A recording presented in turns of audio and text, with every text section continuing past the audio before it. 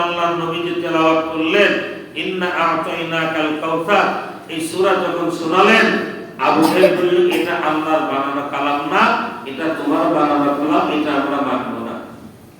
ফাতু বিসূরাতিন মিন মিসলিহি ওয়াদউ শুহাদাআকুম মিন দুনিল্লাহ in কুনতুম সাদিকিন। আল্লাহ পাকের নবীজি চ্যালেঞ্জ গ্রহণ করলেন আল্লাহর হুকুমে যে যদি তোমরা পারো এইরকম একটি সূরা তোমরা লিখে রাখো। বাইতুল্লাহ চত্বরে বাইতুল্লাহ গিলাফের সাথে 6 মাস পর্যন্ত সূরা কাউসার আল্লাহর নবীজি লটকিয়ে রেখেছিলেন। 6 মাস পরে আবু জেহেল লিখে দিল লাইসা হাযা কালামুল বাশার, এটা আল্লাহ পাকের গ্রন্থ ছাড়া মানুষ রচিত কোনো গ্রন্থ হতে পারে না। চিৎকার করে সুবহানাল্লাহ। আবু জেহেল যখন কোনোভাবে আর পারে না, তখন কবি হাসান বিন সাবিত সহ বড় বড় পণ্ডিতদেরকে ডেকে বলল যে তোমরা একটা সূরা বানাও তো দেখি। তারা একটা সূরা বানিয়েছে, জানেন আপনারা? আমরা সূরা আছে না, আল কারিয়াতু মাল কারিয়া ওয়া মা আদরাকা মাল কারিয়া, এইটা দেখে দেখে ওরা বানালো আল ফিল মাল ফিল ওয়া মা আদরাকা মাল ফিল ওয়া জুনুদুহু তাবিলুন ওয়া জামবুন সাগীরুন। আল্লাহু আকবার। আবু জেহেলের কাছে যখন এইটা লিখে নিয়ে গিয়েছে, বলে তুমি পড়েছিস না? আল কারিয়াতু মাল কারিয়া, মুহাম্মদ সাল্লাল্লাহু আলাইহি ওয়াসাল্লাম যে তেলাওয়াত করে যেন কারিয়া একটা জাহান্নামের তথ্য ইসলাম এই সম্পর্কে যা আমরা জীবনে জানি না এমন তথ্য উপস্থাপন করেছে যা বিশ্বের মানুষের জন্য সৃষ্টিকর। আর তোরা বানায় নিয়ে আসিস আল ফিল ওয়াল ফিল। ফিল মানে কি জানেন? হাতি।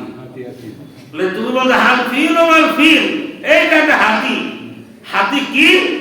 ওমা আদরাকা মাল ফিল, সে হাতিটা আবার কি রকম জানো? সে হাতি হলো কি বিশাল বড় দেহ, 70 উটালে।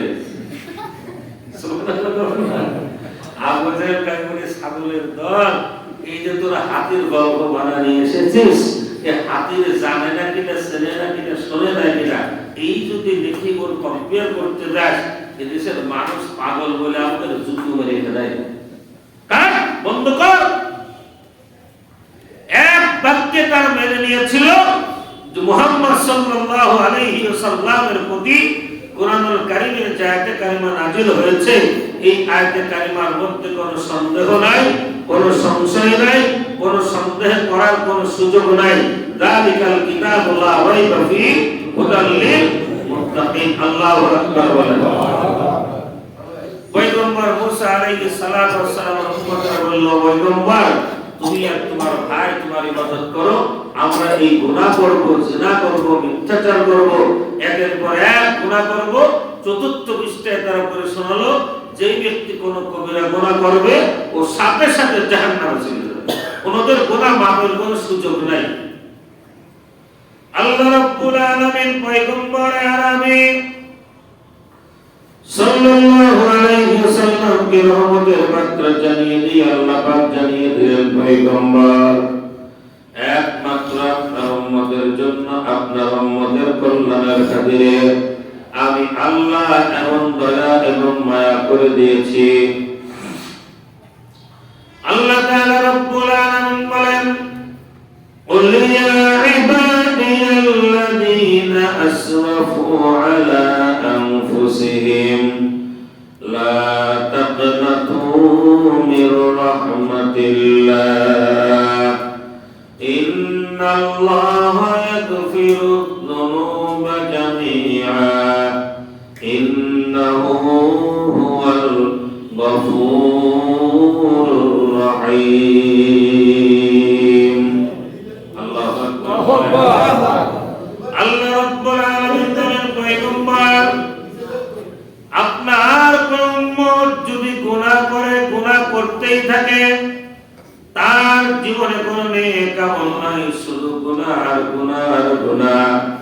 নামাজ পড়ে নাই, 40টা বছর জীবন অতিবাহিত হয়ে গিয়েছে, বান্দা এক ওয়াক্ত নামাজ পড়ে নাই, রোজা করে নাই, হজ করে নাই, যাকাত দেন নাই, দিনের পথে তিনি চলতে পারেন নাই, ওই বান্দা যদি আল্লাহর রাস্তায় আল্লাহু আকবার বলে হাত দুটো উপরের দিকে তুলে চোখের পানি ছেড়ে দিয়ে তাহাজ্জুদ নামাজের মধ্যে ওয়াজিবাতুল ইবাদতের মধ্যে বান্দা একেবারে খালেস দিলে তওবা করে, আল্লাহ তার तमाम জীবনের গুনাহটাকে আল্লাহ maaf করে দেবে। আল্লাহু আকবার বলেন।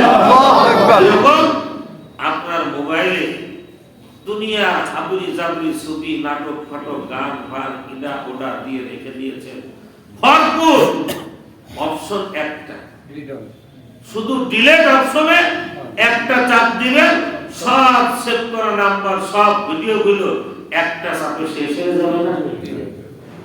এইটুকু তো আমরা বুঝি। অল ডিলিট একবার চাপ দেবেন, কমপ্লিটলি ক্লিয়ার হয়ে যাবে।